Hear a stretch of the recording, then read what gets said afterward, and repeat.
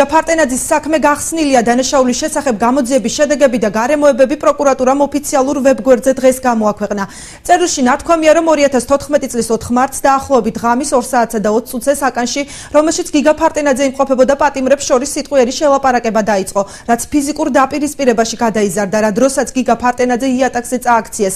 მან გონება დაკარგა და წინააღმდეგობის გაწევა ვეღარ შეძლო, თუმცა ისინი მაინც აგრძელებდნენ გიგას ცემას გულმკერდის, კისრისა და სახის არეში. აღნიშნული ქმედება სასჯელ ახსრულების დეპარტამენტის თანამშრომლების მიერ იქნა აღკვეთილი, რა დროსაც გიგა ფარტენაძე საპატიმრო სამედიცინო ნაწილში გადაიყვანეს, სადაც გაწეული დახმარების მიუხედავად იგი გონმოუსვლელად გარდაიცვალა. ნათქვამია პროკურატურის მიერ გავრცელებულ განცხადებაში.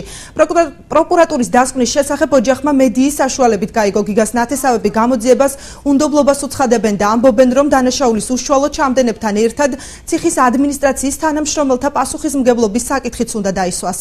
9 თვის განმავლობაში შელაპარაკება რომ მოხდა ცხადია, ეს ნამდვილია, მაგრამ არა რეალურია, რომ ესა თავში ჩაარტყეს და გაითიშა და ესე ანუ ასეთი ხმაური იყო და ეგ ესა და ეს მაინტერესებს ძალიან, არსად არ ჟღერს კაჭარავა.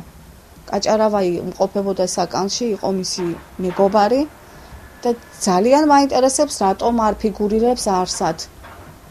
რას აკეთებდა, მაინტერესებს ძალიან, რას აკეთებდა იმ დროს, როცა მის მეგობარს კლავდნენ. ასეთი ხმაური თუ იყო და შეხლა შემოხლა, ან გვერდით კამერაში, ან ბადრაგია, არავინ არ არსებობდა, ისე უმეთვალყურეოდ იყო კორპუსი დატოვებული დავიჯერო. ძალიან გასაოცარია ის ფაქტი, რომ როდესაც ისინი აცხადებენ, რომ საქმე გახსნილია, ყველაფერი გამოძიებული, სამივე ადამიანი დასჯადია და რეალურად მასში რაღაცა ვდაუთ. ანუ ძალიან არაკომპეტენტური განცხადებაა, მე ვფიქრობ და ამავდროულად ისინი თავს იცილებენ ადმინისტრაციის პრობლემას იცილებენ თავზე, იმიტომ რომ რეალურად აქ დასაჯდელია, ზუსტადაც მე ვითხოვ, ბადრაგიდან დაწყებული, რომელიც იმ დღეს სმენაში იყო, დამლაგებით დამთავრებული